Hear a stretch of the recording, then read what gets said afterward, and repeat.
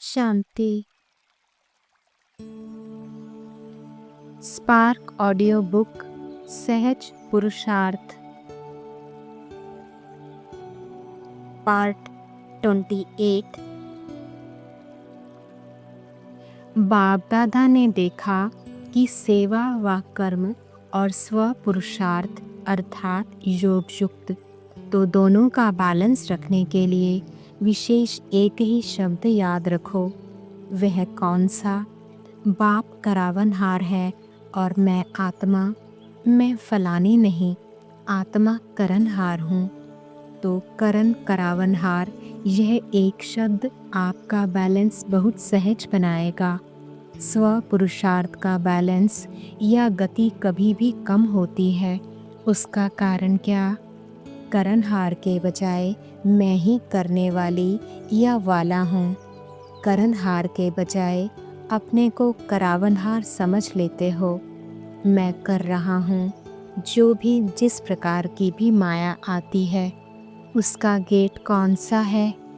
माया का सबसे अच्छा सहज गेट जानते तो हो ही, मैं। तो यह गेट अभी पूरा बंद नहीं किया है। ऐसा बंद करते हो जो माया सहज ही खोल लेती है और आ जाती है। अगर करनहार हूँ तो कराने वाला अवश्य याद आएगा। कर रही हूँ, कर रहा हूँ, लेकिन कराने वाला बाप है। बिना करावनहार के करनहार बन नहीं सकते हैं। डबल रूप से करावनहार की स्मृति चाहिए। एक तो बाप करावनहार है और दूसरा मैं आत्मा भी इन कर्मेंद्रियों द्वारा कर्म कराने वाली हूँ। इससे क्या होगा कि कर्म करते भी कर्म के अच्छे या बुरे प्रभाव में नहीं आएंगे। इसको कहते हैं कर्मातीत अवस्था। मैं अलग हूँ बिल्कुल, और सिर्फ अलग नहीं लेकिन मालिक हूँ। बाप को याद करने से मैं बालक हूँ और मैं आत्मा कराने वाली हूँ, तो मालिक हूँ। अभी यह अभ्यास अटेंशन में कम है। सेवा में बहुत अच्छा लगे हुए हो, लेकिन लक्ष्य क्या है? सेवाधारी बनने का व कर्मातीत बनने का। आत्मा अलग मालिक और कर्मेंद्रियां कर्मचारी अलग। यह अभ्यास जब चाहो तब होना चाहिए। अच्छा, अभी अभी 1 सेकंड में न्यारे और बाप के प्यारे बन जाओ। पावरफुल अभ्यास करो। बस मैं हूँ ही न्यारी। यह कर्मेंद्रियां हमारी साथी हैं, कर्म की साथी हैं, लेकिन मैं न्यारा और प्यारा हूँ। अभी 1 सेकंड में अभ्यास दोहराओ। ड्रिल। सहज लगता है कि मुश्किल है? सहज है तो सारे दिन में कर्म के समय यह स्मृति इमर्ज करो, तो कर्मातीत स्थिति का अनुभव सहज करेंगे। सेवा और स्व पुरुषार्थ का बैलेंस। सेवा के अति में नहीं जाओ। बस मेरे को ही करनी है, मैं ही कर सकती हूँ। नहीं, कराने वाला करा रहा है, मैं निमित्त करनहार हूँ। तो जिम्मेवारी होते भी थकावट कम होगी। कई बच्चे कहते हैं बहुत सेवा की है ना, तो थक गए हैं, माथा भारी हो गया है। तो माथा भारी नहीं होगा, और ही करावनहार बाप बहुत अच्छा मसाज करेगा और माथा और ही फ्रेश हो जाएगा। थकावट नहीं होगी, एनर्जी एक्स्ट्रा आएगी। जब साइंस की दवाइयों से शरीर में एनर्जी आ सकती है, तो क्या बाप की याद से आत्मा में एनर्जी नहीं आ सकती? और आत्मा में एनर्जी आई तो शरीर में प्रभाव ऑटोमेटिकली पड़ता है। जैसे साकार ब्रह्मा का आधार लिया, अभी भी ब्रह्मा के अव्यक्त फरिश्ते के रूप में आधार लेने के बिना आपकी पालना नहीं कर सकते हैं। चाहे साकार में लिया, चाहे आकार रूप में लिया, लेकिन आत्मा का आधार साथ लेना ही पड़ता है। वैसे तो ऑलमाइटी अथॉरिटी है, जब जादूगर विनाशी खेल सेकंड में दिखा सकते हैं, तो क्या ऑलमाइटी अथॉरिटी जो चाहे वह नहीं कर सकता है? कर सकता है। अभी अभी विनाश को ला सकता है। अकेला ला सकता है। अकेला नहीं कर सकता, चाहे ऑलमाइटी अथॉरिटी भी है, लेकिन आप साथियों के संबंध में बंधा हुआ है। तो बाप का आपसे कितना प्यार है। चाहे कर सकता है, लेकिन नहीं कर सकता। जादू की लकड़ी नहीं घुमा सकता है क्या? लेकिन बाप कहते हैं कि राज्य अधिकारी कौन बनेगा? बाप बनेगा क्या? आप बनेंगे। स्थापना तो कर लें, विनाश भी कर लें, लेकिन राज्य कौन करेगा? बिना आपके काम चलेगा? इसलिए बाप को आप सभी को कर्मातीत बनाना ही है, बनना ही है, ना कि बाप ज़बरदस्ती बनाए। बाप को बनाना है और आप सबको बनना ही है। यह है स्वीट ड्रामा। ड्रामा अच्छा लगता है ना? कि कभी कभी तंग हो जाते हो, ये क्या बना, यह बदलना चाहिए, सोचते हो? बाप कभी कहते हैं बना बनाया ड्रामा है, यह बदल नहीं सकता। रिपीट होना है, लेकिन बदल नहीं सकता। ड्रामा में इस आपके अंतिम जन्म को पावर्स है ड्रामा, लेकिन ड्रामा में इस श्रेष्ठ ब्राह्मण जन्म में बहुत ही पावर्स मिली हुई हैं। बाप ने विल किया है, इसलिए विल पावर है। तो कौन सा शब्द याद रखेंगे? करण करावनहार पक्का, या प्लेन में जाते जाते भूल जाएंगे? भूलना नहीं। अव्यक्तवाणी 10 मार्च 96। बाप दादा देख रहे हैं कि प्राप्तियां तो बहुत हैं, लंबी लिस्ट है ना? तो जिसको सर्व प्राप्तियां हैं, उसकी निशानी प्रत्यक्ष जीवन में क्या दिखाई देगी, वह जानते हो ना? सर्व प्राप्तियों की निशानी है सदा उसके चेहरे और चलन में प्रसन्नता की पर्सनैलिटी दिखाई देगी। पर्सनैलिटी ही किसी को भी आकर्षित करती है। तो सर्व प्राप्तियों की निशानी प्रसन्नता की पर्सनैलिटी है, जिसको संतुष्टता भी कहते हैं। लेकिन आजकल चेहरे पर जो सदा प्रसन्नता की झलक देखने में आवे, वह नहीं दिखाई देती। कभी प्रसन्न चित्त और कभी प्रसन्न चित्त। तो दो प्रकार के हैं। एक है ज़रा सी परिस्थिति आई तो प्रसन्न चित्त, क्यों, क्या, कैसे, कब, यह प्रसन्न चित्त। और प्राप्ति स्वरूप सदा प्रसन्न चित्त होंगे, उसको कभी भी किसी भी बात में क्वेश्चन नहीं होगा। प्रसन्नता अगर कम होती है तो उसका कारण प्राप्ति कम, और प्राप्ति कम का कारण कोई ना कोई इच्छा है। इच्छा का फाउंडेशन ईर्ष्या और अप्राप्ति है। बहुत सूक्ष्म इच्छाएं अप्राप्ति के तरफ खींच लेती हैं। फिर रॉयल रूप में यही कहते हैं कि मेरी इच्छा नहीं है, लेकिन हो जाए तो अच्छा है। बाप दादा ने पहले भी सुनाया है, अब फिर से अंडरलाइन कर रहे हैं कि रॉयल रूप की इच्छा का स्वरूप नाम, मान और शान है। आधार सर्विस का लेते हैं, सर्विस में नाम हो, लेकिन जो नाम के पीछे सेवा करते हैं, उनका नाम अल्पकाल के लिए तो हो जाता है कि बहुत अच्छा सर्विसेबल है, बहुत अच्छा आकर्षण करने वाले हैं, लेकिन नाम के आधार पर सेवा करने वाले का ऊंच पद में नाम पीछे हो जाता है। यह मान नहीं है, लेकिन अभिमान है। जहाँ अभिमान है, वहाँ प्रसन्नता रह नहीं सकती। सबसे बड़ा शान बाप दादा के दिल में शान प्राप्त करो। आत्माओं के दिल में अगर शान मिल भी गया तो आत्मा स्वयं ही लेने वाली है। मास्टर दाता है, दाता नहीं। तो शान चाहिए, तो सदा बाप दादा के दिल में अपना शान प्राप्त करो। ये सब रॉयल इच्छाएं प्राप्ति स्वरूप बनने नहीं देती हैं। इसलिए प्रसन्नता की पर्सनालिटी सदा चेहरे और चलन में दिखाई नहीं देती है। तो माया अपने ही कमज़ोर संकल्प की जाल बिछा लेती है और अपने ही जाल में फंस जाते हो। विजयी हैं ही, इससे इस कमज़ोर जाल को समाप्त करो। फंसो नहीं, लेकिन समाप्त करो। समाप्त करने की शक्ति है। धीरे धीरे नहीं करो, फट से सेकंड में इस जाल को बढ़ने नहीं दो।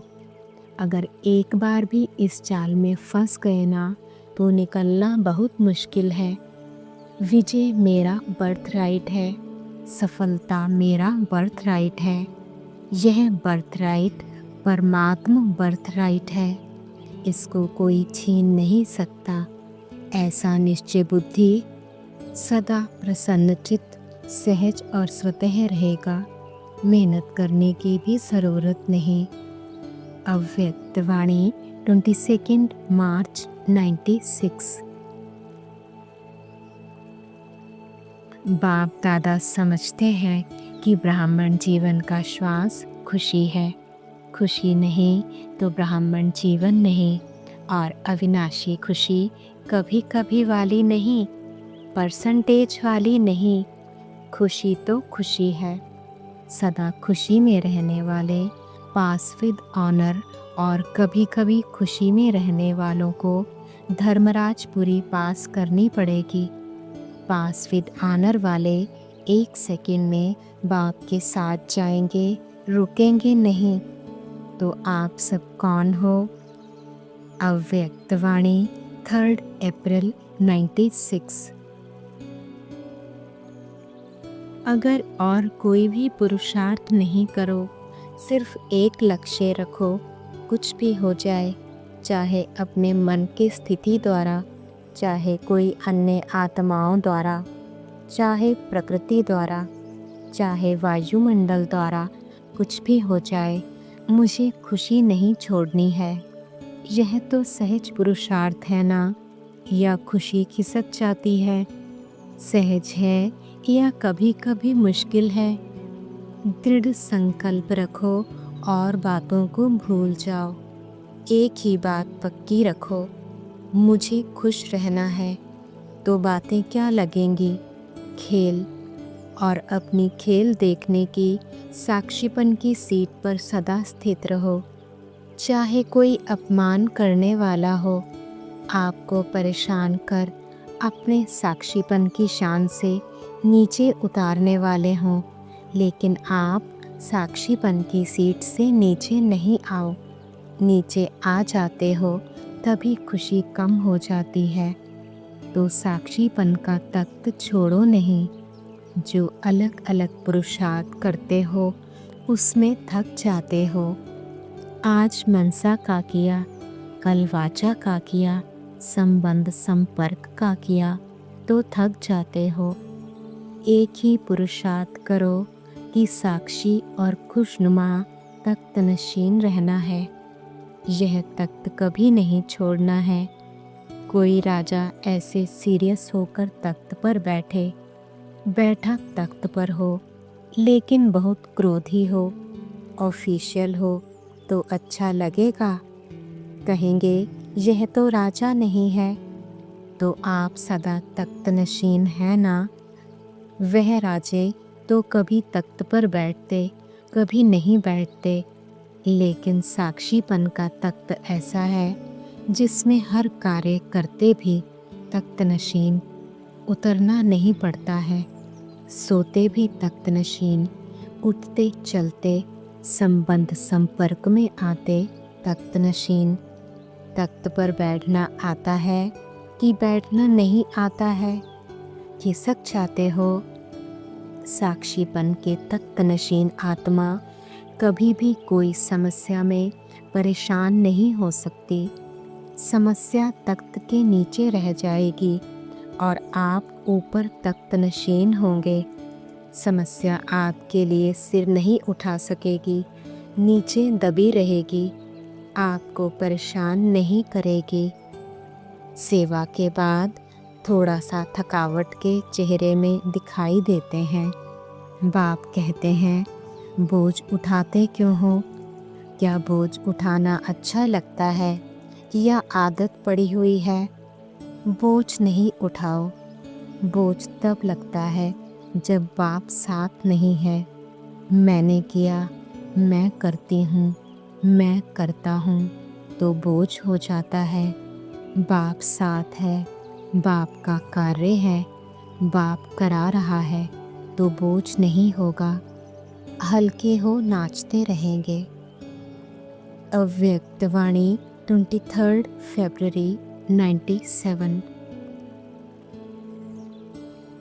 बच्चे बाप के लिए बहुत प्रकार की गिफ्ट, चाहे कार्ड, चाहे कोई चीज़ें, चाहे दिल के उमंग के पत्र, जो भी लाए हैं, बाप के पास आज के दिन वतन में सब गिफ्ट का म्यूज़ियम लगा हुआ है। आपका म्यूज़ियम है सेवा का और बाप का म्यूज़ियम है स्नेह का। तो जो भी सभी लाए हैं वह भेजे हैं।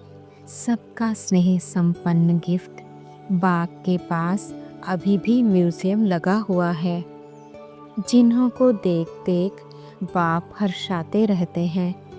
चीज़ बड़ी नहीं है, लेकिन जब चीज़ में स्नेह भर जाता है तो वह छोटी चीज़ भी बहुत महान बन जाती है। तो बाप दादा चीज़ को नहीं देखते हैं, कागज़ के कार्ड को या पत्र को नहीं देखते हैं, लेकिन उसमें समाये हुए दिल के स्नेह को देखते हैं। इसलिए कहा कि बाप के पास स्नेह का म्यूज़ियम है। ऐसा म्यूज़ियम आपके वर्ल्ड में नहीं है। है कैसा म्यूज़ियम? नहीं है।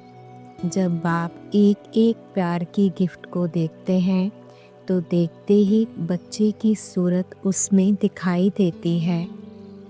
बाप दादा को संकल्प उठा, यह गिफ्ट तो बाप के पास पहुंच गई, लेकिन साथ में बाप दादा को एक और भी गिफ्ट चाहिए। आप लोगों की गिफ्ट बहुत अच्छी है, लेकिन बाप दादा को और भी चाहिए।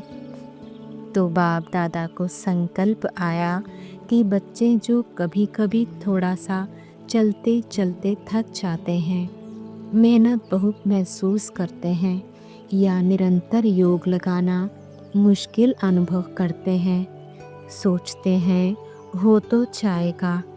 बाप को दिलासे देते हैं, आप फिक्र नहीं करो, हो जाएगा। लेकिन बाप दादा को बच्चों की थकावट व अकेलापन या कभी कभी कोई थोड़ा सा दिल शिकस्त भी हो जाते हैं। पता नहीं हमारा भाग्य है या नहीं है। कभी कभी ऐसा सोचते हैं तो यह बाप को अच्छा नहीं लगता। सबसे ज़्यादा बाप को बच्चों की मेहनत अच्छी नहीं लगती। मालिक और मेहनत, बाप के भी बालक सो मालिक हैं, भगवान के भी मालिक, और फिर मेहनत करें तो अच्छा लगेगा? सुनना भी अच्छा नहीं लगता। तो बाप को संकल्प आया कि बच्चे बर्थडे की गिफ्ट तो ज़रूर देते ही हैं, तो क्यों नहीं आज के दिन सभी बच्चे यह गिफ्ट के रूप में दें। आपकी हिम्मत और बाप की मदद। हिम्मत कम नहीं करना, फिर देखो बाप की मदद मिलती है या नहीं। सभी को अनुभव भी है कि हिम्मत रखने से बाप की मदद समय पर मिलती है और मिलनी ही है, गारंटी है। हिम्मत आपकी, मदद बाप की। तो संकल्प क्या हुआ? चेहरे देख रहे हैं, हिम्मत है या नहीं है? हिम्मत वाले तो हो, क्योंकि अगर हिम्मत नहीं होती तो बाप के बनते नहीं। बन गए, इससे सिद्ध होता है कि हिम्मत है। सिर्फ छोटी सी बात करते हो कि समय पर हिम्मत को थोड़ा सा भूल जाते हो। जब कुछ हो जाता है ना, तो पीछे हिम्मत व मदद याद आती है। समय पर सब शक्तियाँ, समय प्रमाण यूज़ करना, इसको कहा जाता है ज्ञानी तू आत्मा, योगी तू आत्मा। बाप दादा खुश हो रहे थे कि कई बच्चों ने पत्र और चिट्ठी लिखी है कि हम 108 में आएंगे। बहुत चिट्ठियाँ आई हैं। बाप दादा ने सोचा, जब इतने 108 में आएंगे तो 108 की माला 5 लड़ियों की बनानी पड़ेगी। तो 5, 6, 7, 8 लड़ियों की माला बनाए ना। जिन्होंने संकल्प किया है, लक्ष्य रखा है, बहुत अच्छा है, लेकिन सिर्फ इस संकल्प को बीच बीच में दृढ़ करते रहना, ढीला नहीं करना। ऐसे तो नहीं कहेंगे माया आ गई, अब पता नहीं आएंगे या नहीं। पता नहीं, नहीं करना। पता कर लिया, आना ही है। दृढ़ता का ठप्पा लगाते रहना, हाँ मुझे आना ही है, कुछ भी हो जाए। मेरा निश्चय अटल है, अखंड है। ऐसा अटल अखंड निश्चय है तो माया को हिलाने के लिए भेजें? नहीं। डरते हो? माया आपसे डरती है और आप माया से डरते हो। माया अपने दरवाजे देखती है, यहाँ खुला हुआ है, यहाँ खुला हुआ है, ढूंढती रहती है। आप घबराते क्यों हो? माया कुछ नहीं है। कुछ नहीं कहो तो कुछ नहीं हो जाएगी। आ नहीं सकती, आ नहीं सकती तो आ नहीं सकती। यह नहीं सोचो कि 108 में कितने आएंगे, हम कहाँ आएंगे, यह नहीं सोचो। पहले गिनती करने लग जाते हैं। दादी आएंगी, दीदी आएंगी, फिर दादे भी आएंगे, एडवांस पार्टी वाले भी आएंगे। हमारा नंबर आएगा या नहीं पता नहीं। बाप दादा ने कहा कि बाप दादा 8-10 लड़ियों की माला बना देंगे, इसलिए आप यह चिंता नहीं करो, औरों को नहीं देखो, आपको नंबर मिल ही जाना है। यह बाप की गारंटी है। आप किनारा नहीं करना, माला के बीच में धागा खाली नहीं करना।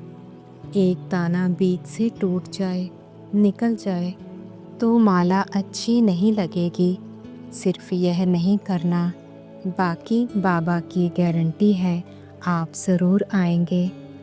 बाप दादा को बच्चों से प्यार है ना, तो प्यार की निशानी है। प्यार वाले की मेहनत देख नहीं सकते।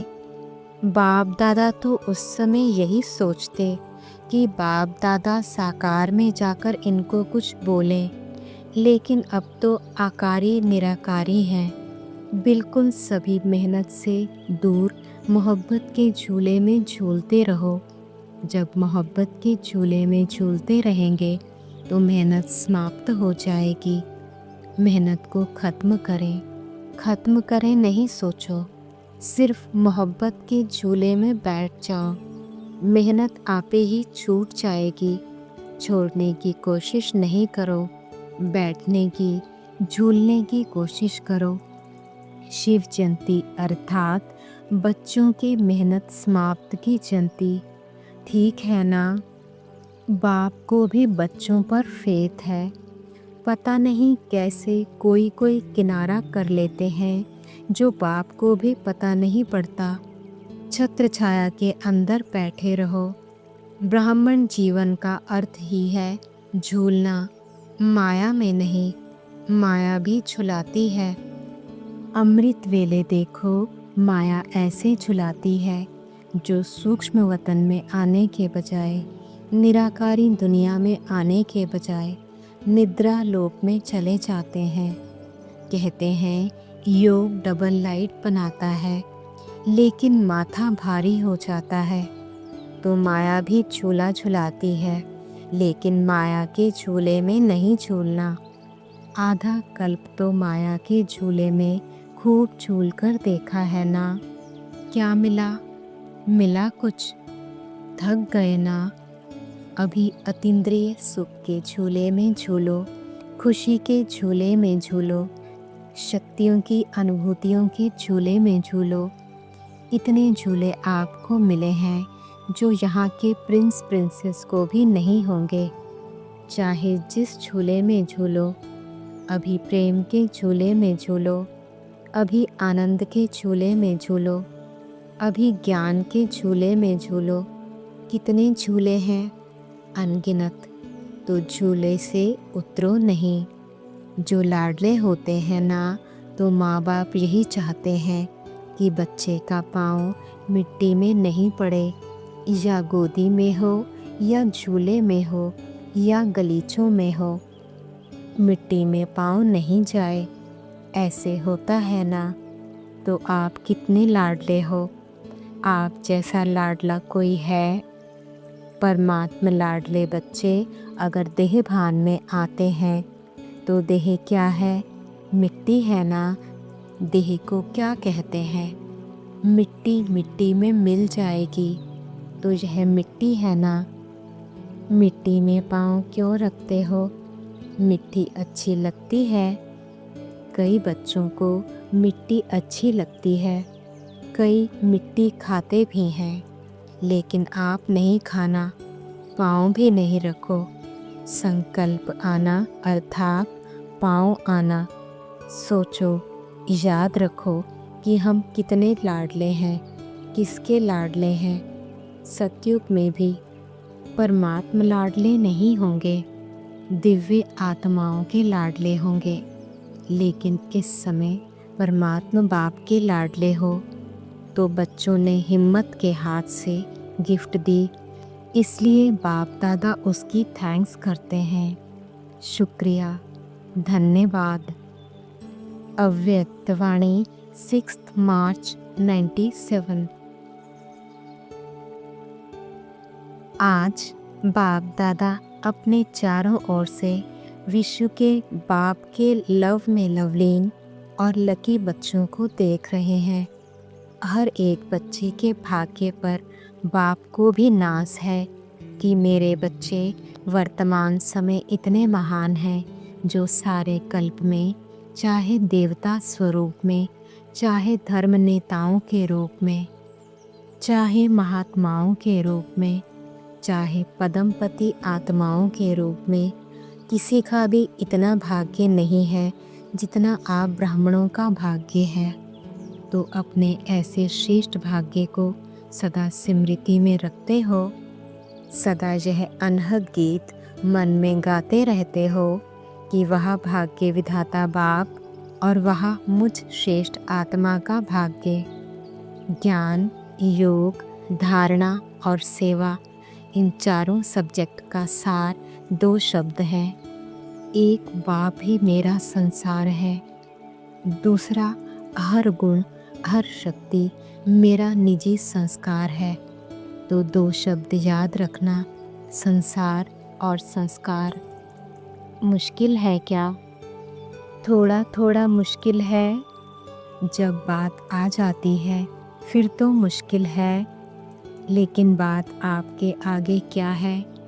बात बड़ी या बाप बड़ा? कौन बड़ा है?